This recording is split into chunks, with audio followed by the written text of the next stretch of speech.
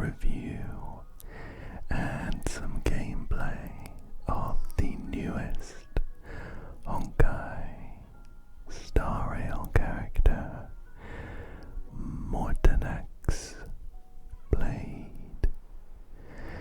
Now I'm gonna be honest with you, I am still behind on the story. The only reason I am stood here in Plan Arcadia, I think it's called, is because I got teleported here to do one of the events. Looks great though. That does also mean that I haven't heard anyone say this guy's name out loud. So I might be mispronouncing it this whole time. Let me know. Anyway,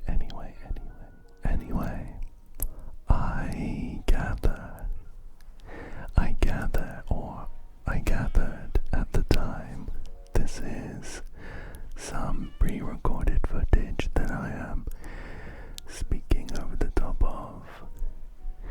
I gathered at the time that Mortenax Blade was pretty good.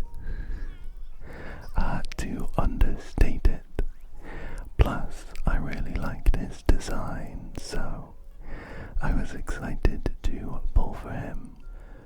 My pulls in Honkai recently have they've not been very good, to be frank. I think I've lost like 6 50-50s in a row, and I've been getting to pretty high pity, so I don't have a huge number of tickets saved up. We have 66 here, but that does actually guarantee us at least one copy of Blade. Let's count the pity we have here. Okay, so we have 5, 10, 15, 20, 25, 30, 35, 40 on the dot, with my last 5-star being Yanjing. So, we are guaranteed to get Blade when we see a 6-star. And this 10 pull brings us to 50. We're on 60 now. 60. 72 is about, I think, the average-ish. This is 70. This brings us to 70. Hopefully we get him nice and early, because I would love more than one copy. This is 80, and we do have a 5-star. I can tell from the ticket being a little glitchy. Let's see how much pity we are on after seeing Blade. So this is 71, 72, 73, 74, 75, 76, 77, not looking good, 78, 79, and there's one left. 80 pulls for a copy of Blade. Not great, it's on the higher end, but I'm very glad, very glad to have him. I'm gonna dump the rest of the pulls I've got right now into the banner to see if I get another copy nice and early. And spoiler alert, I do a few pulls at the end of the Memory of Chaos footage I've got coming up. So we'll go ahead and drop this, which brings us on to 10. Exactly 10. Nothing here, unfortunately. And we're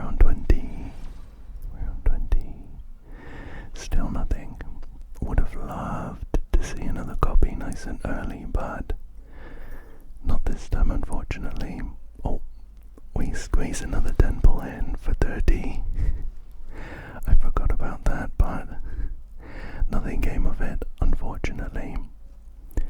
Like I said though, we have a couple more pulls right at the end if you stick around for that. But for now, let's move on to the Blade kit review and some Memory of Chaos gameplay. Hope you enjoy.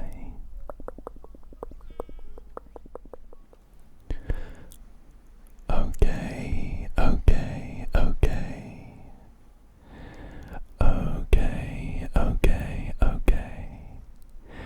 So, we have acquired Blade, and I have been using him a little bit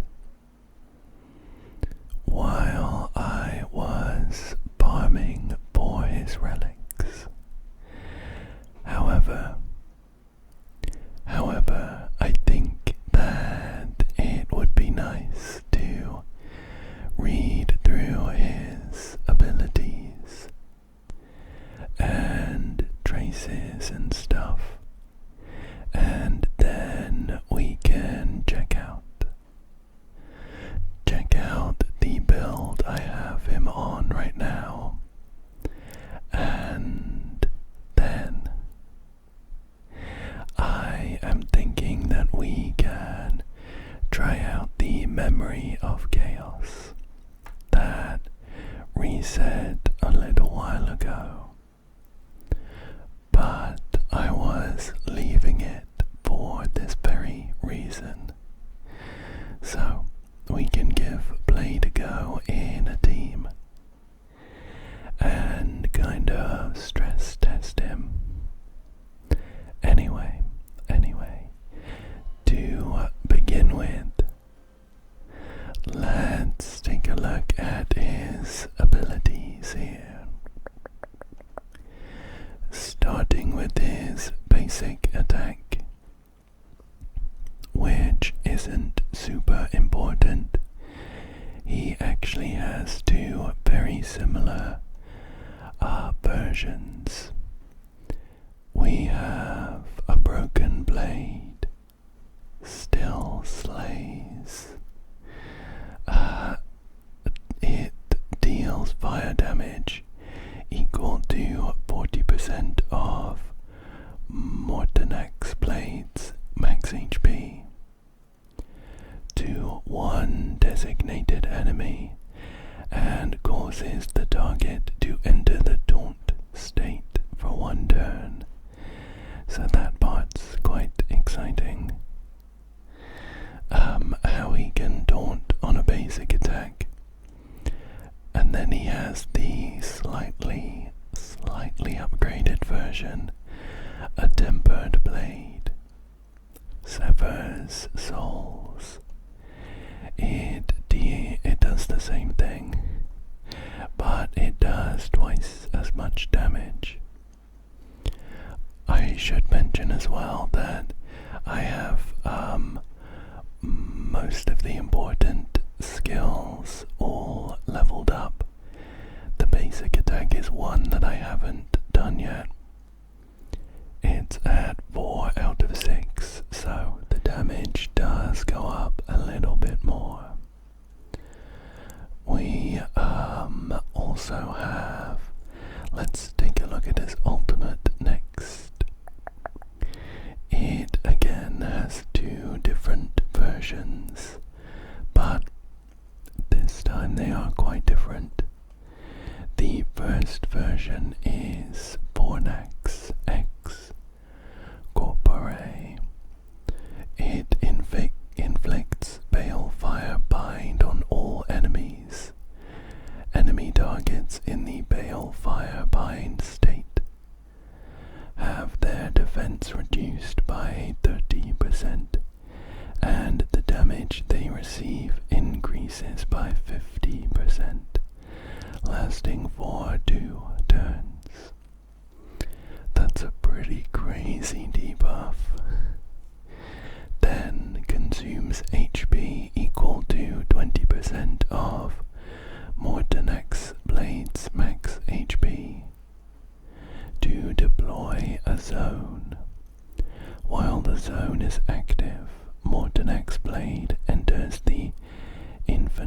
Fury state. During the Infinite Fury state, increases crit rate by 20%, increases crit damage by 60%, enhances basic attack, unlocks skill, and gains a new ultimate. 10x per ignum. When receiving a killing blow, this unit will not be knocked down, but will dispel the zone, exit the Infinite Fury state, and restore HP equal to 50% of this unit's max HP. When gaining the Infinite Fury state, a corresponding countdown appears on the action order. The countdown has a fixed speed of 70. At the start of the countdown's turn, dispels the zone and exits the Infinite Fury state.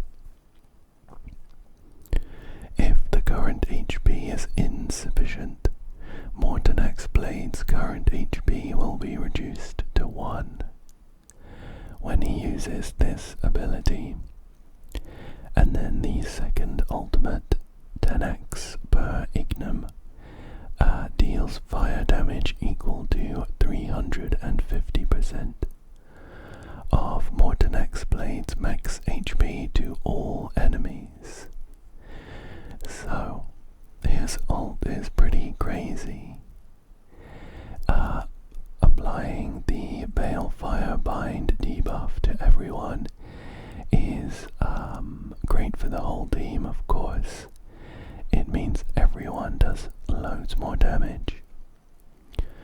But applying the Infinite Fury state improves Blade's personal damage by tons.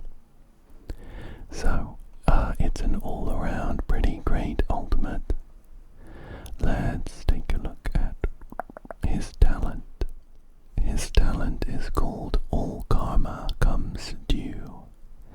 While the zone is active, after each attack an ally target uses on an enemy, inflicts the Balefire Bind state on the corresponding enemy target, and grants 1 charge to Mortenax Blade.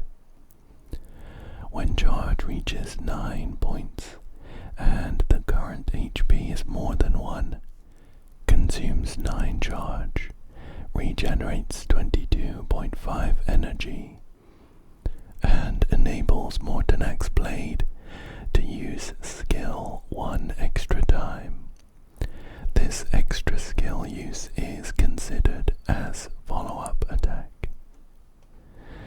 And let's check out his skill. A Rain of Blades seals fate. Consumes HP equal to 10% of Mortenax Blade's max HP, and deals fire damage equal to 72% of Mortenax Blade's max HP to all enemies, and additionally deals 4 instances of damage, with each instance dealing fire damage equal to 24% of Mortenax Blade's max HP to 1 random enemy. If the current HP is insufficient, Mortenax Blade's current HP will be reduced to 1 when he uses skill. While not in the Infinite Fury state, or when the current HP is 1 or lower, Mortenax Blade cannot use his skill. Using skill does not consume skill points. So, it's an interesting one because it's actually locked when you first start the fight.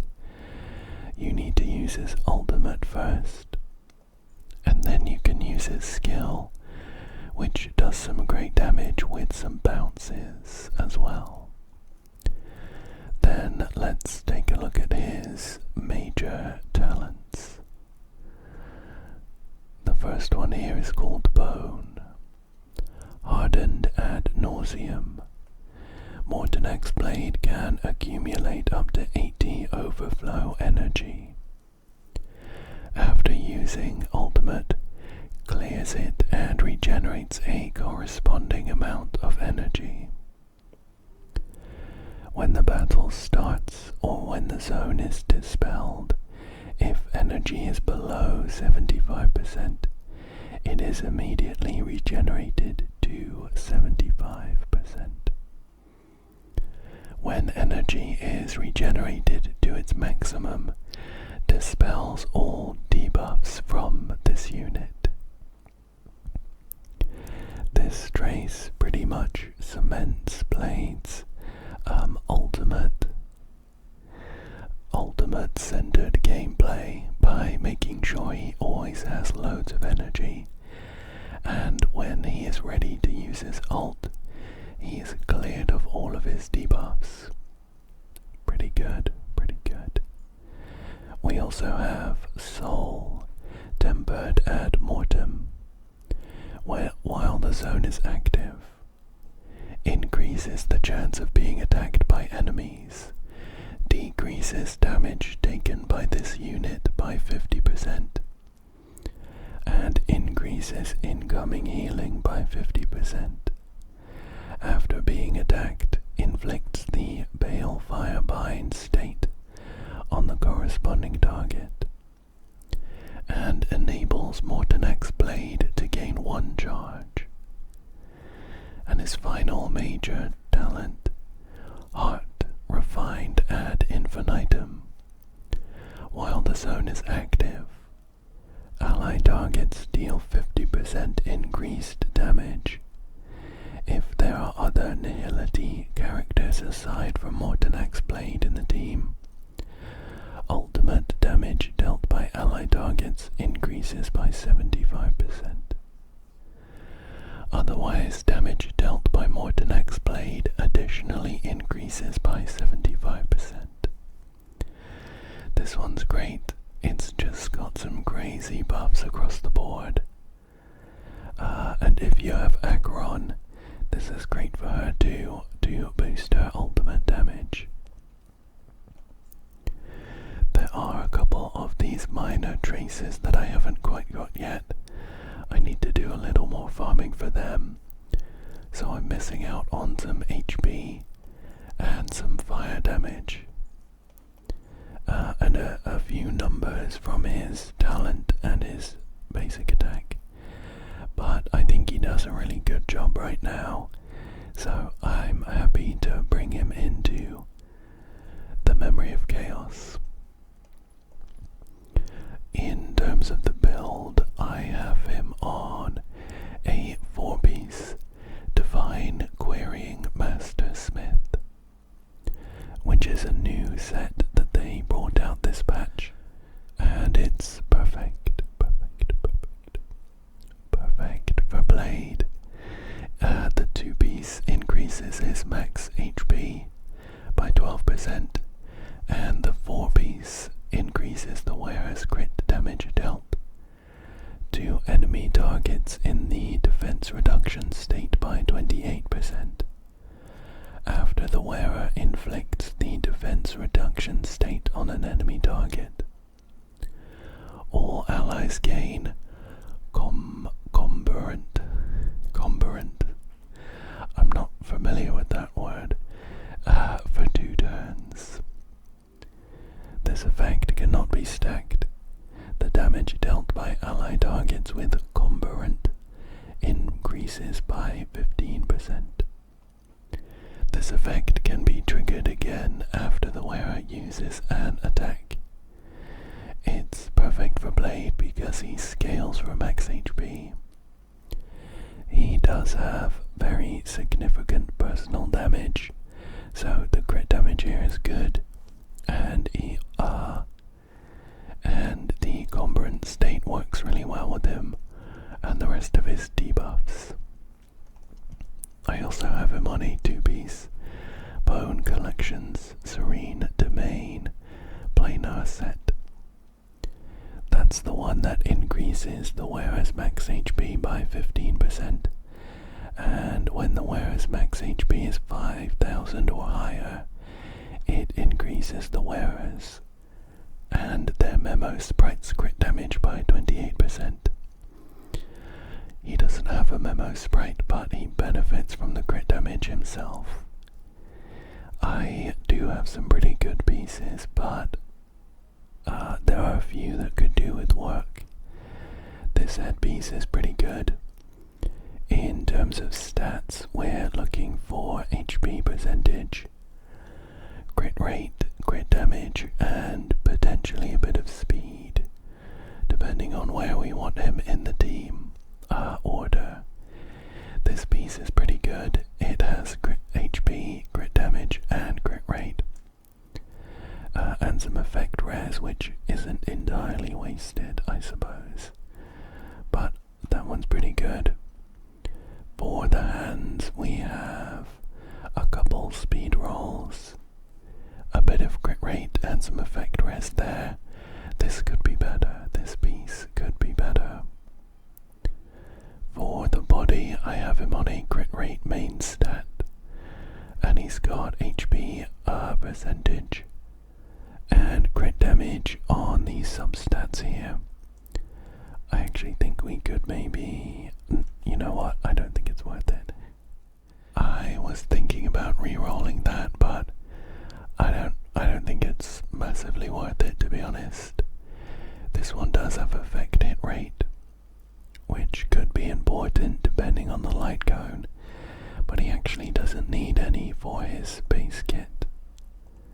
And for the boots, I have speed main stat, and this one has 3 rolls in crit rate, which is pretty good. It also has some crit damage and HP. Then for the planar ornaments, I have an HP percentage sphere. This one could be quite a bit better. Maybe I'll reroll this one. At the moment it has 2 speed and 9% crit rate. But it also has some rolls on defense and attack, which are kind of wasted. I'll come back to that. I also have him on an energy regeneration rate rope to make sure that we have his ult up every time we need it. Although, even with this rope, we don't get his ult on the first turn. I think we'll need his light cone for that, unless there's some other kind of tech. But I think it's pretty good anyway. This one has HP and speed on the substats. So overall we have 5,761 HP, which is a little bit low.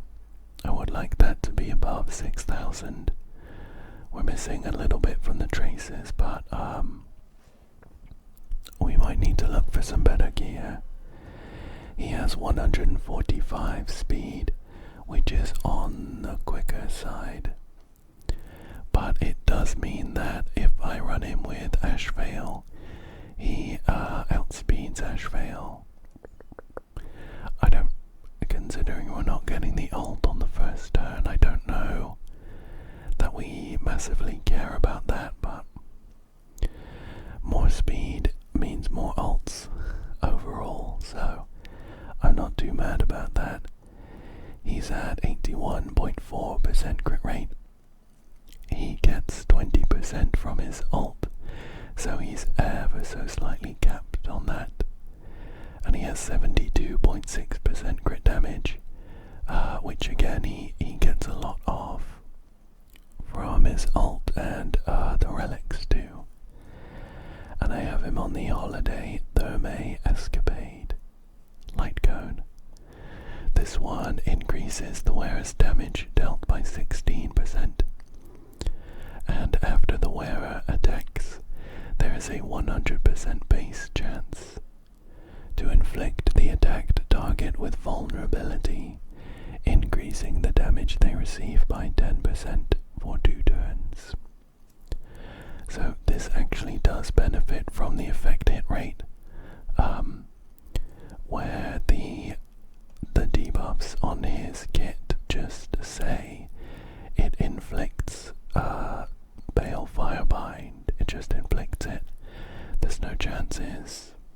They can't resist it unless they have like a special resistance. But this doesn't affect hit rate into it. However, the light cone does. At the moment I have him at E0. I would love an E2 Mortenax Blade because it's crazy. When we get our Stellar Jade from finishing the MOC, I'm gonna drop them into some more blade balls. Let's read through these though. His E1 is ere my death. I stood unmade. While the zone is active, decreases all enemies all-type resistance by 20%. After using the extra skill from talent, the Infinite Fury countdown has its action delayed by 15%. So, some decent damage boost across the team, and it also keeps him in his special state for longer. His E2. Ash was my heart, yet the flame stayed. When an ally character uses ultimate to deal damage, it is considered as having launched follow-up attack. And the follow-up attack damage dealt by ally targets increases by 75%. The upper limit of Mortenax Blade's charge decreases to 7. This one's crazy. It's such a big damage boost for himself and also for follow-up attack teams or non-follow-up attack teams, because it just makes ultimate damage be considered follow-up damage. So it's a great one. His E3 is Across the Shore, Wrath Laid Bare. This one just increases his ultimate and damage and talent levels. His E4, Odium I've smitten, thence came the blade. This one says Heart Refined ad infinitum, additionally increases ally targets damage dealt by 50%. Just 50% more damage across the team. Very nice. His E5 is I severed my woes. Knowing death begets life. This one increases his skill and basic attack levels. And then his E6. If immortality could die, I swore them slain. As the zone persists, when Mortenax Blade takes damage or consumes HP, he gains 1 charge. This effect can trigger again after any target's turn ends. The damage multiplier of 10x per ignum increases to 150% of its original value. So some very exciting eidolons. E2 is such a great one that I would love to have. We'll see how it goes. E1's not too bad either, so I wouldn't be mad if I stopped there until this rerun. Although I don't think I'll be going for it, let's also check out his light cone. This is his signature light cone, reforged in Hellfire. It increases the wearer's max HP by 30%. At the end of the wearer's turn, regenerates a fixed amount of 20 energy. This effect can trigger 1 time each wave. After the wearer uses skill to attack, inflicts the target with the purgatory state, lasting for 2 turns. While in the purgatory state, the target receives 30% increased crit damage and 30% additionally increased crit damage from the wearer. 1 moment, a rushing tide. The body sinks, plunging into the deepest reaches of the azure abyss. One moment a desolate isle, echoes of the past resonate through the mist, drifting further and further away. One moment a field of crimson blooms on the far shore. Broken blades are scorched and reshaped in the raging inferno, finally becoming one. Since my time has not yet come, I shall forge myself anew.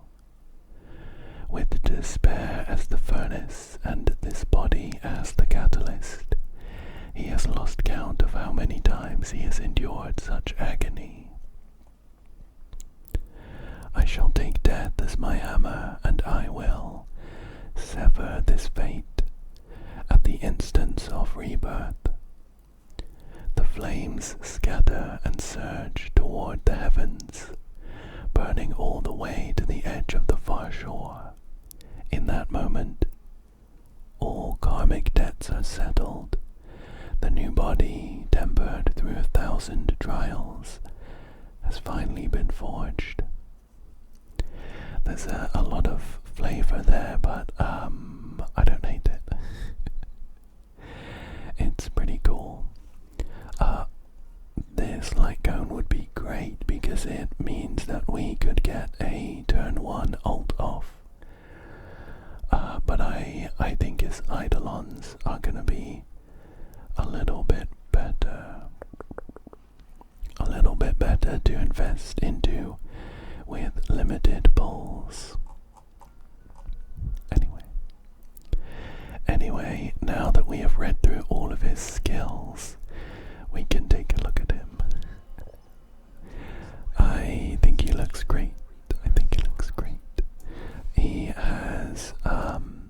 He has this striking red coat on, and his body is wrapped in bandages, but they have made sure just to let a little bit of skin peek out, and I don't know if you can see that. They've actually modeled a vein in as well, which is crazy work. He's got these pretty low-rise trousers on as well. Otherwise, I mean, I think he just looks great overall, and his animations are really cool as well.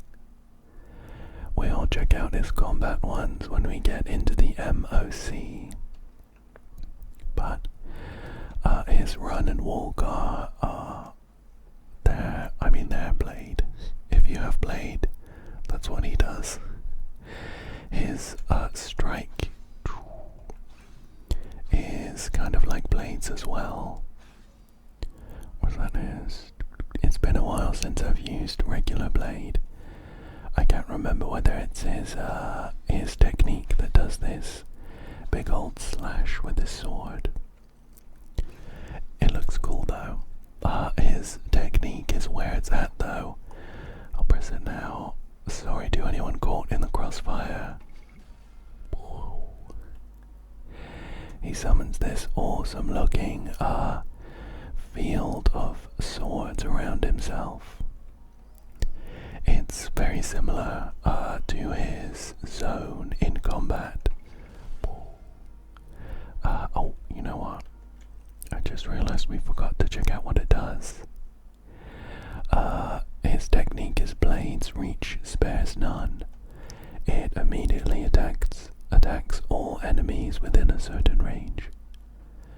After entering combat, inflicts the taunt state on all enemies for 1 turn, and decreases damage taken by this unit by 90% for 2 turns. So a pretty cool one. But I'm pretty sure it starts combat, so it might be up for competition if there's anything else that starts combat. There he is though, very cool. Let's head on over to the Memory of Chaos and see how well we do. It has the duty elation memory turbulence, which says increases crit damage dealt by ally targets when they use their ultimate by 50%. After using an ultimate, adds 2 hits to memory turbulence, stacking up to 20 hits. And at the start of each cycle, each hit of memory turbulence deals 1 instance of true damage to 1 random enemy target. Cool. That sounds good. I'm glad that it's not necessarily shelled towards any of the recent teams. Namely, Elation, because I don't have any Elation characters. We're looking at ultimate damage, ideally. Let's see. So, floor number 9, we are up against Quantum and Lightning Weakness on the first half. Some ice there too. And on the second half we're up against imaginary lightning and ice as well. So, not necessarily the perfect conditions for Mortenax Blade, but he is such a good universal support, we can just put him in anywhere really. I'm thinking we do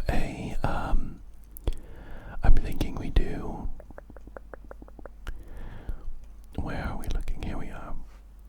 I'm thinking we do an Ashvale and Mortenax Blade team for the second half.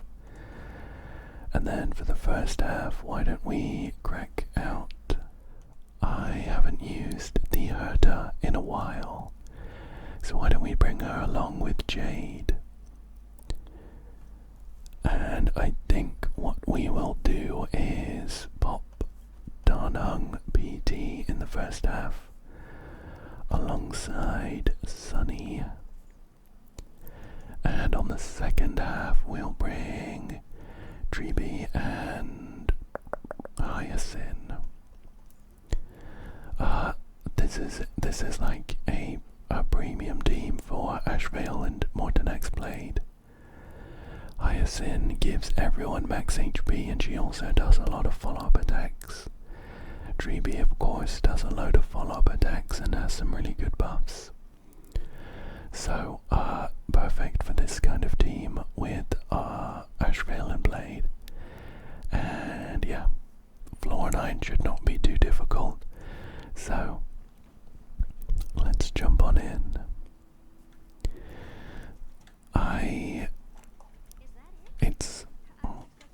It has been a while since I've used the Herta.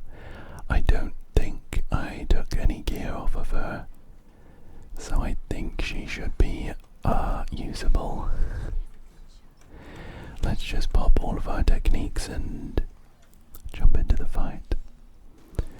If everything works well, the Herta should have 100% crit rate, or close to it with Sunday's buffs, which I think we will have. So that all looks pretty good.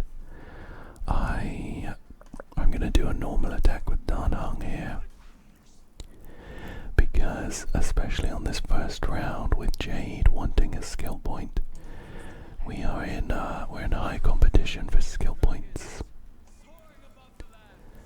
The Herta is speed tuned to go just before Sunday, so we get a Herta go, then a Sunday to boost the Herta back up. Just like this. And then we have the Herta's ult as well. I have her signature light cone from, I think, the last time she was on banner, which gives us a skill point when she does her ult. So we are now all the way up to 5. We no longer need to worry about skill points. That's the first wave dealt with. second wave should not be too difficult now that we have stacked up our buffs and stuff. When I get the chance, I'm gonna check the Herta's stats. Oh. I don't have the crit rate. Where is that from? Did it run out? I think it must have run out. That's okay. That's okay. We get it from Sunday's skill here. That's better, 90%. That was an awkward order as well because the order was actually just after Sunday. It's okay, we should clear up with an ult and an empowered skill here. Boom. And we'll pop the empowered skill to finish them off. Nice, nice, nice, nice, nice, nice. And now we'll get to check out Mortenax Blade in combat. Does Ashvale's new cool. Cool. Ashvale's technique does not start combat, so we can start combat with Blade's technique there. I'm gonna slow it down when we get round to Blade so that we can. Oops, I didn't mean to use the skill there. We can check out his animations and stuff when he comes around. I messed up a bit because I accidentally used Dreamy's skill when we didn't need to. But that's okay. That's okay, that's okay. So, on this first round we can only do a basic attack. The skill is locked. I'm just gonna whack this guy with Ashvale's debuff on. Pow. Oh, and we should get almost. When this guy attacks, he should attack Blade, and then we'll have enough for an ult. So I think I'm gonna go ahead and switch Ashvale's debuff onto this guy. It would be good to get the zone up and running. Oh, that's okay. We'll get the zone up and running before the second half, just to make things a little easier for us. So there's his ult, very cool looking, and now we have this arena of blades around the outside of our combat area. I love how it looks. I love how that one looks. Let me speed it back up and we'll pop. We'll do an attack and then we'll pop Ashvale's ultimate here. Just to clear up this first half. And the second half should not be too difficult. Ashvale's doing some pretty big damage with all those blade buffs and stuff. And with the debuffs. I have him on the Baptism of Pure Thought light cone. So we get extra benefits from hitting enemies that have loads of debuffs. Let's see if we can clear up. All of these robots are going before me, which is awkward. Oh, never mind. Never mind, we got some follow-up attacks chaining. We get to see Blade's empowered skill as well. Here it is. Loads of swords come down from the ceiling, which looks cool. Now we didn't get to see his second ult, but we'll get a chance. We'll definitely get a chance. Floor 10, then. Let's see. The first half is up against Gogolia, who would actually be perfect for our Blade and Ashvale team. Second half we are up against first genius Xandar, who generally gets wrecked by Finon. So I'm gonna bring the Finon preset I have ready to go. Boop. There we go. Let's jump straight into this.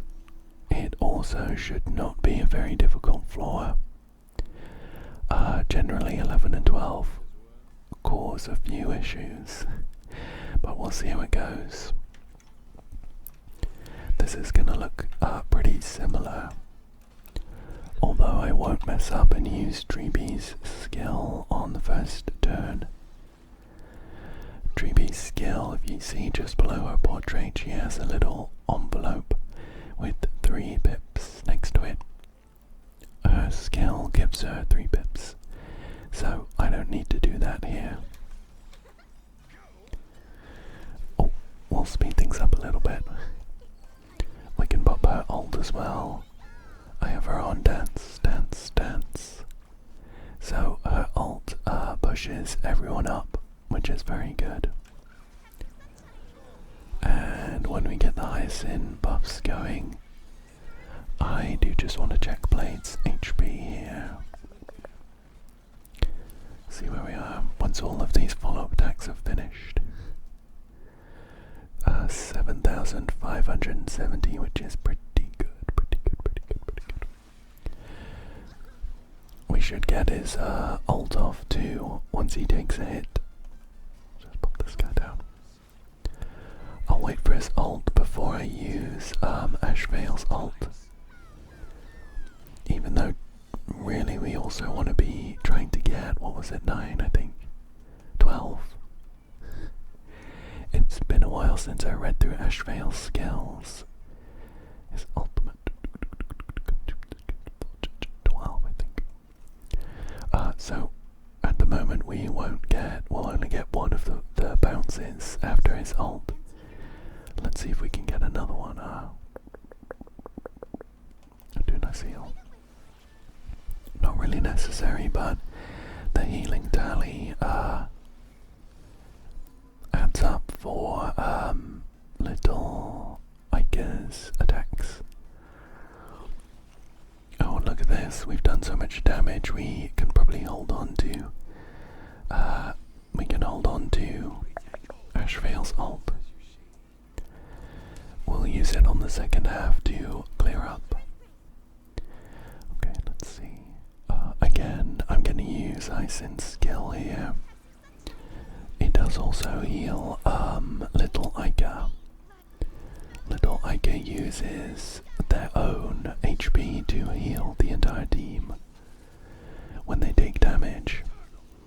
So we want to be keeping them topped up as well.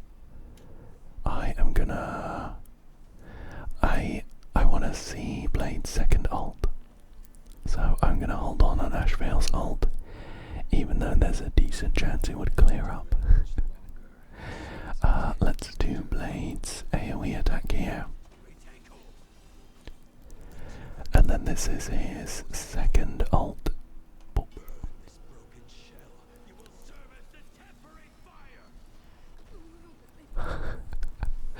Loads of damage there.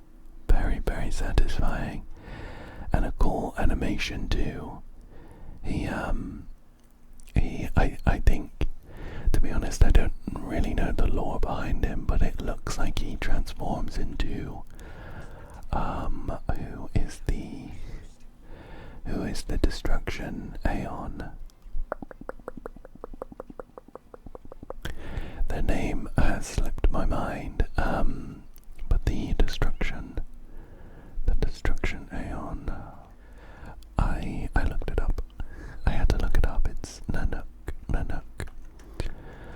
Let's try and clear up Xandar here nice and quickly. It shouldn't be too big an issue for Finon here.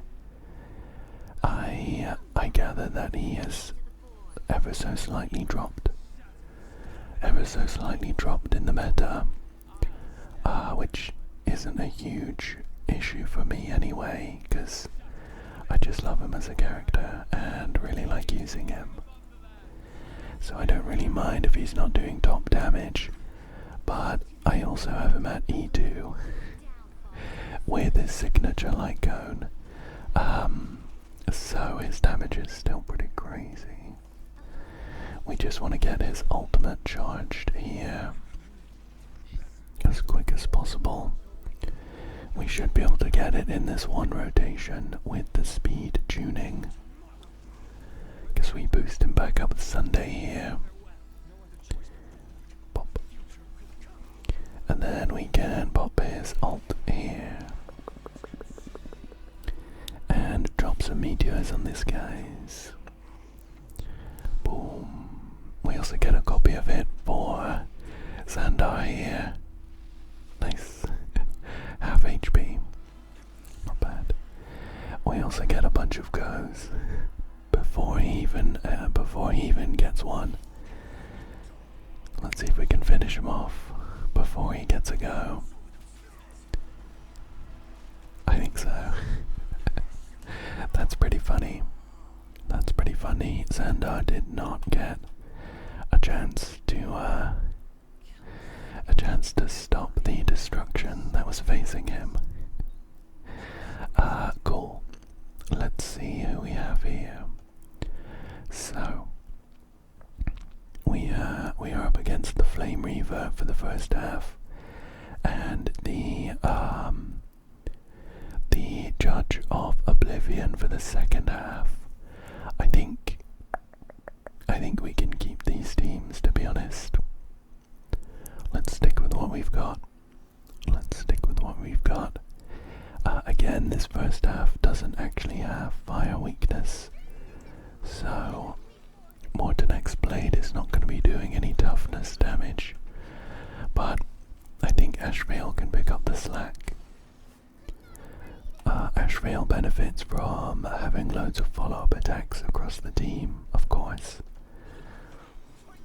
because it triggers his own follow-up, and every single one of these characters attacks really, really frequently, so we should be able to bump out damage and not need to worry about breaking toughness necessarily.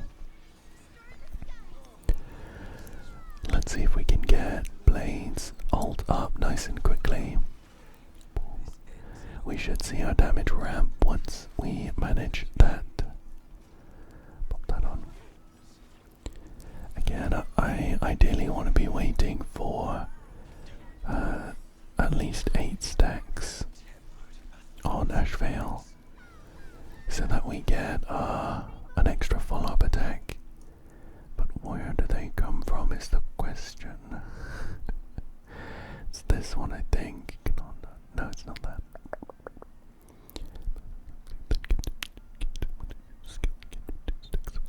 This one.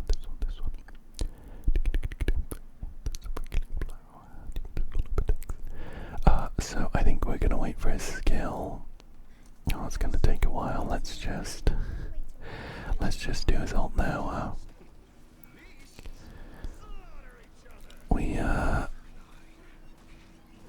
Nice.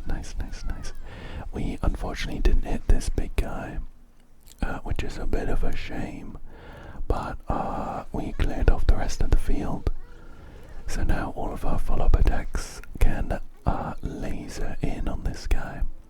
Pow. There we go, and down he goes. Here's Flame Reaver now. We do want AoE damage for Flame Reaver, and I think we have that covered with Tree Blade and Hyacinth to some extent. So Ashvale can try and focus on chunking down the big guy himself. Get an AoE here. We should get his ult up ready to go when his form runs out, so no issue there.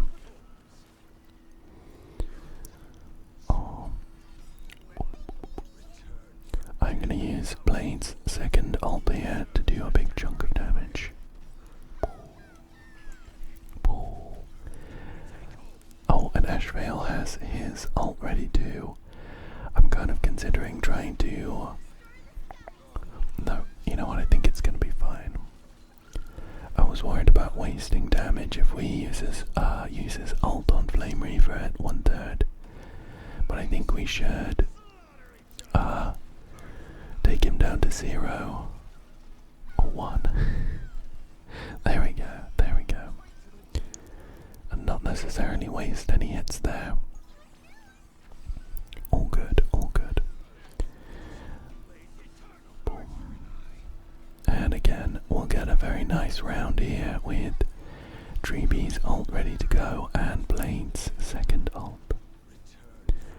Chunk him down. Boom. Ashvale's ult is a little ways away. I don't know if we'll get another one before this fight is over. But it's a great source of single target damage, of course. He gets a load of energy from people hitting his bait target, but they should do the trick. Oh, nice. Nice, nice, nice, nice. Cool. Let's take down this guy then. Just pop the same techniques and start the fight with Finance Black Hole here.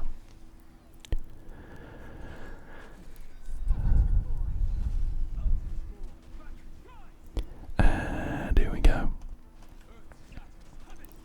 It's going to be the same rotation as always with this Finance team.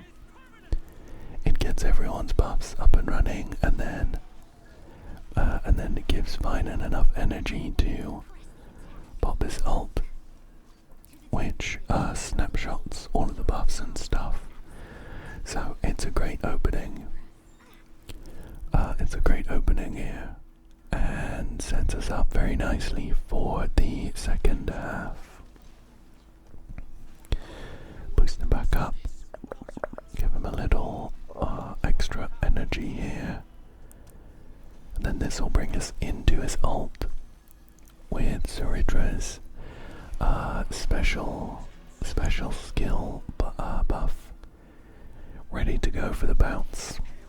So the opening works out really well all around. Boom. And here we go.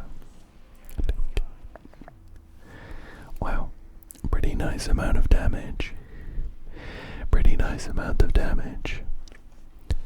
I like the model on this boss. I think he looks really cool.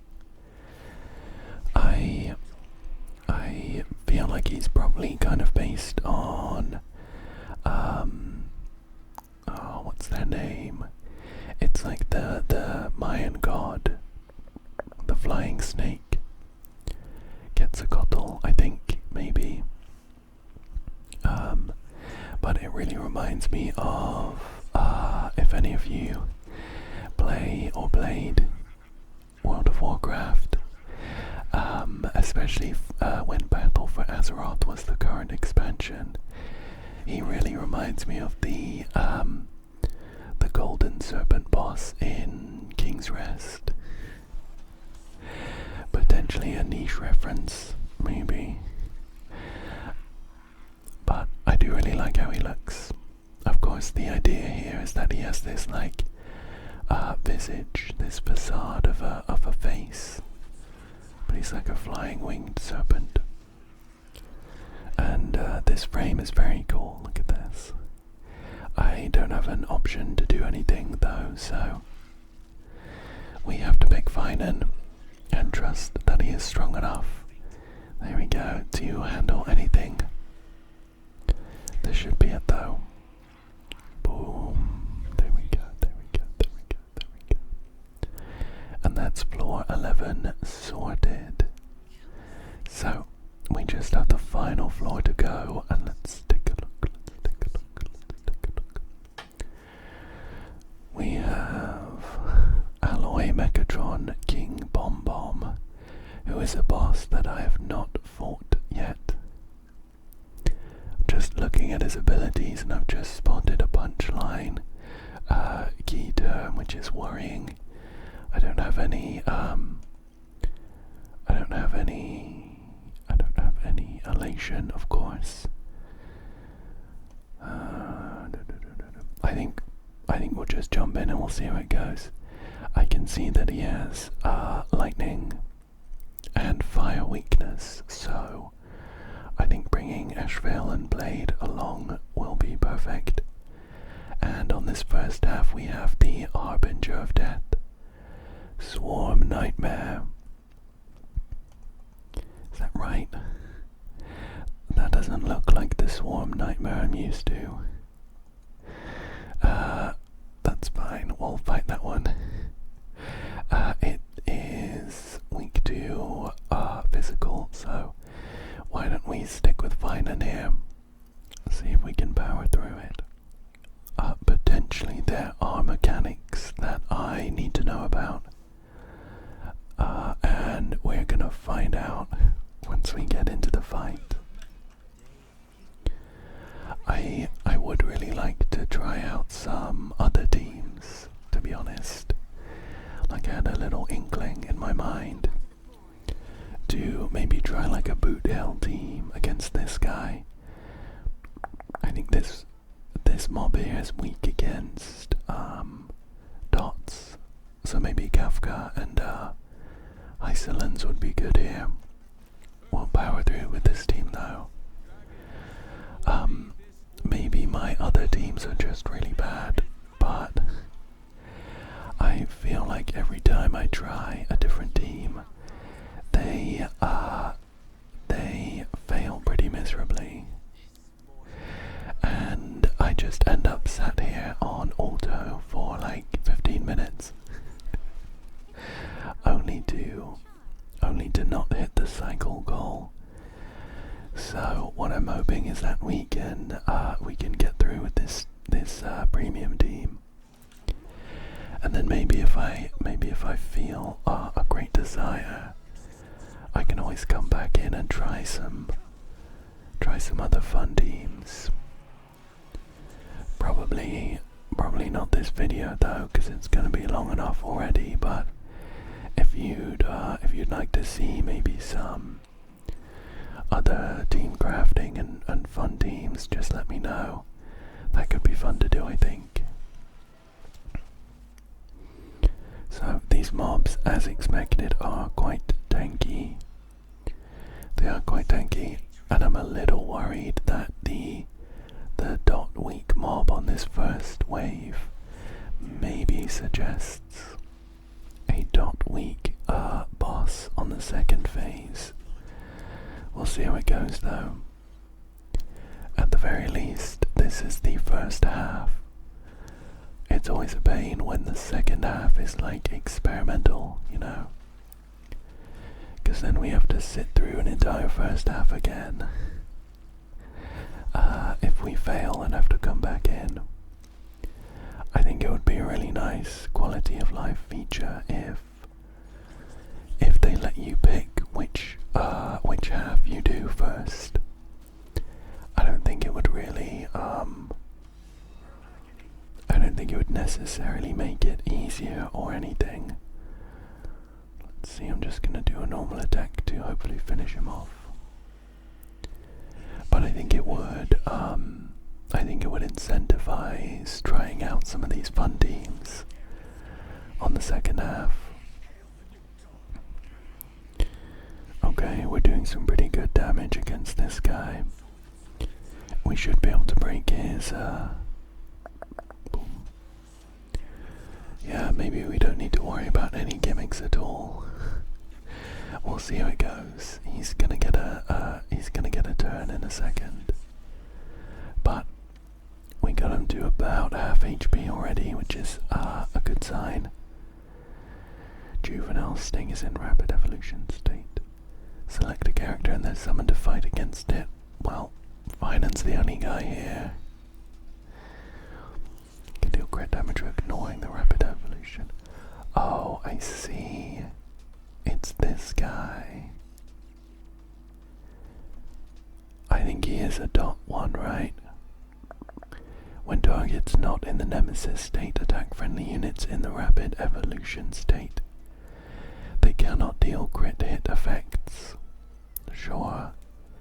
Well, I think we're good here because we've got like a hyper carry team with Finan, but everyone else will not be doing crits. So if we were maybe relying on like a sub DPS too, this would not be a good boss for that. Let's see if we can get Finan back into his ult again. ASAP. We're gonna get a double skill from him, so we should be able to do that now. Pow. Pow. And I'm gonna boost him back up with Sunday to reapply any of the buffs that might have fallen off. And then here we are. See if some meteors do the trick. Oh, not a great amount of damage on the main guy. I'm gonna do his taunt here because there's loads of enemies on the field, so he gets tons of stacks to increase his counter hit here. But I think we're gonna want to take down these little swarms before the main guy takes a decent chunk of damage. We got him down to half HP really quickly, and then it slowed down. We get a double skill here though, and this should do the trick. This should do the trick. Very nice, very nice. Okay, we managed to brute force that with Finan. Very glad about that. And look at this guy. Wow. Wow, Bom Bom, you look incredible. I've not seen this boss in the story yet, so I don't know. I just don't know. He looks great though. I am gonna keep my fingers crossed that there isn't a gimmick we need to exploit that I have not brought the right characters for. We'll see how it goes. So far the Ashvale and Blade team has been doing really, really well. I'm super happy with the performance. So hopefully we can end on a high note with this fight here. We'll get everyone up and running. We'll get everyone online. With Blade's ult accounting for a very good portion of our damage. Oh, we get a skill point from something. What was that? I clicked off too quickly. What was that?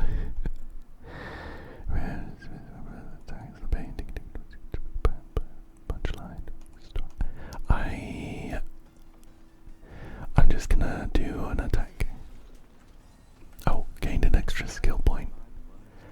Not exactly necessary, but I guess I'll take it.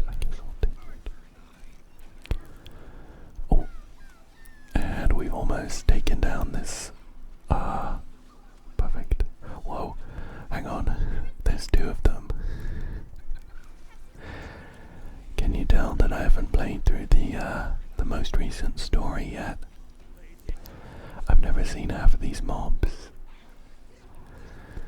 but we're doing a pretty good job of clearing through them. I see basic attack has a high chance of giving an extra skill point. Pop. Nice. Let's take down this Pegasus here. That Pegasus is not weak to lightning, so Ashvale's toughness damage is going to fall behind. But I feel like I will want to try and clear up these Joy Ascendants quickly.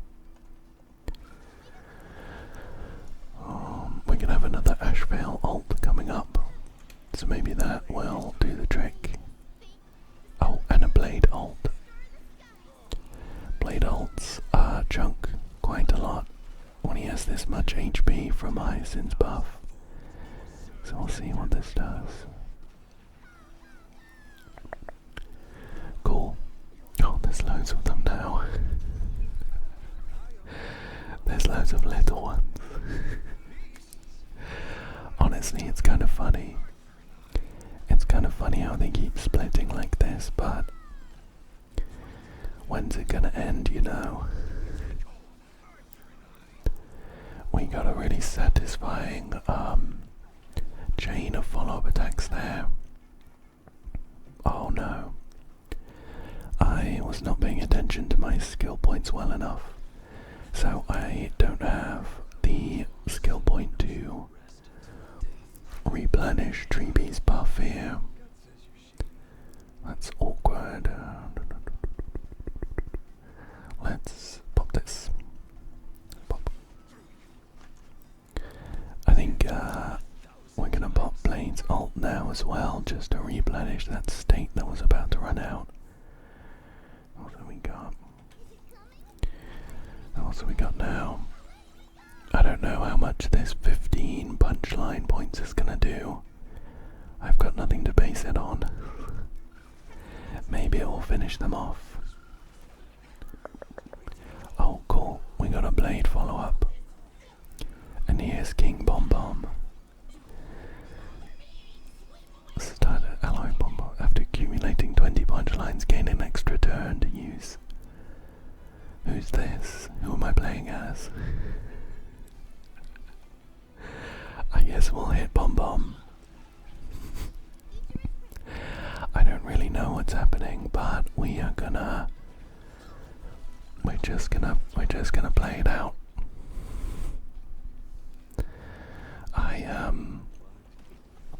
I do think this is an Elation Shell boss, if I had to guess, based on that punchline accumulation. I don't know if we're gonna face any major roadblocks for not having any Elation characters. We're not doing a huge amount of damage so far, but just gonna keep playing it through, of course. We have 15 punchline, and I think it was 20 punchline for that special effect. Oh, and I mustn't forget, my Treebee skill was not up. Insufficient energy. Insufficient energy. Well, I love the design of this boss at least. The visuals are great.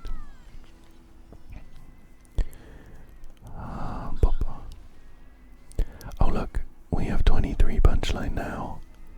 Do we need to wait for this guy to come back around? Should we not be killing these little guys? Oh, I honestly don't really know. I can see another one of these guys in the turn order.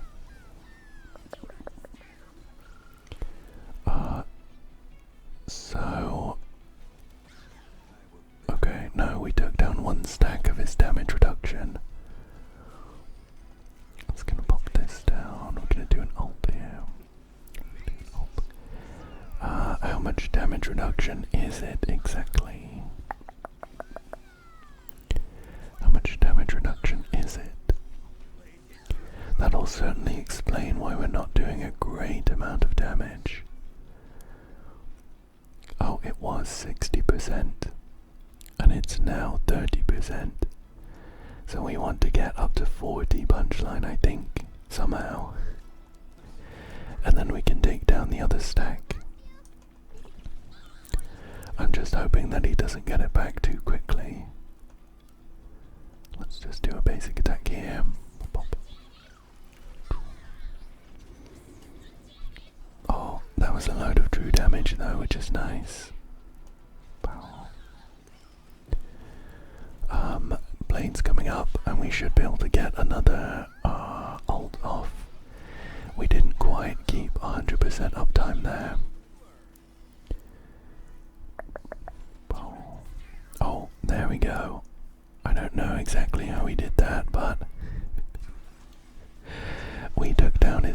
reduction.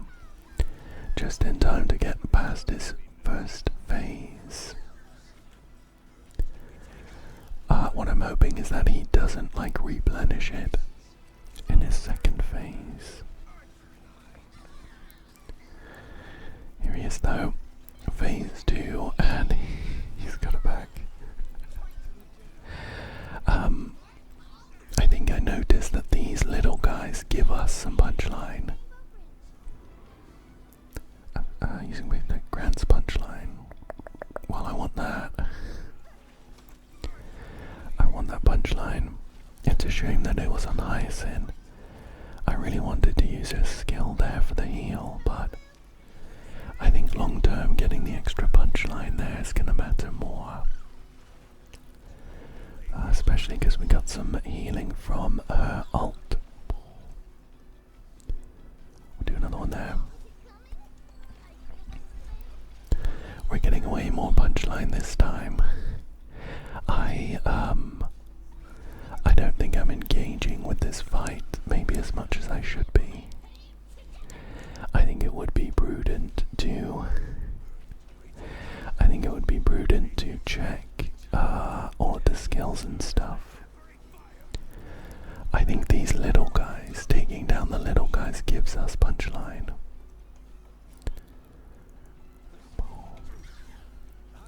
So the next time this little firefighter pom-pom thing gets a go, we should be able to finish off this last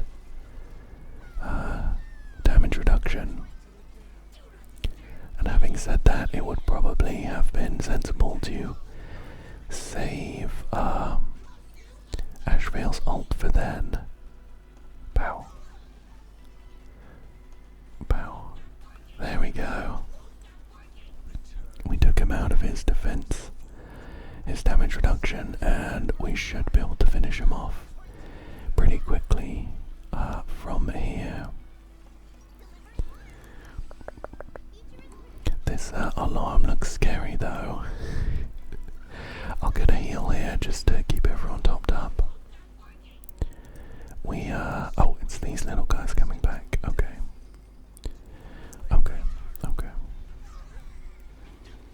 I'm hoping for Ashvale to do some decent damage here. I really should have held on to his ult, right?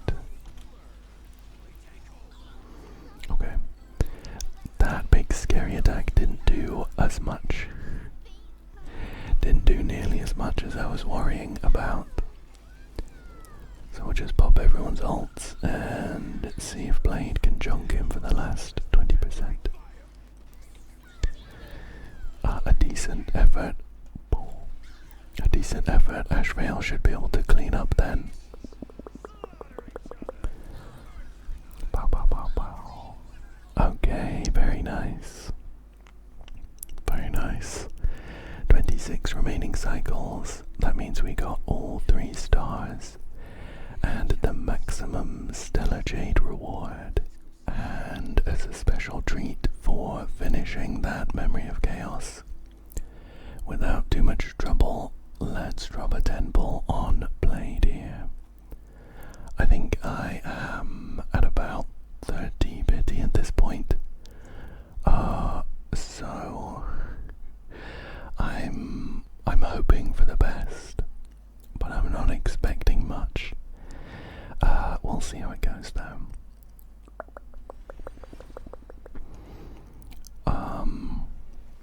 I don't think I'll be honest, I blinked as that ticket came out. I don't think it was glitchy though, yeah. That's a shame. That's a shame. We have 2 more singles to drop in. We'll just do that now. Boop. And boop. Nothing, I'm afraid. Well, we have 3 regular pulls to do. Oh, we got a hook. That's nice. That converts into another pull for us. Feeding the blade. Feeding the blade machine. We'll do that too. And this could be the one. This could be the one. It was not the one. am still going to be trying for ideally that E2 blade, but I'll take an E1 before the banner ends. I'll be trying for that. For now though, I think that is about it. I really enjoyed trying Blade out in my new Ashvale team. I think it did really well, and I think it was fun and satisfying to play and watch. Speaking for myself, I do of course hope that you found this relaxing, and I hope that you will come back again soon for another one. Thank you so much for joining me today, and good night, good night, good night, good night, good night, good night, good night, good night.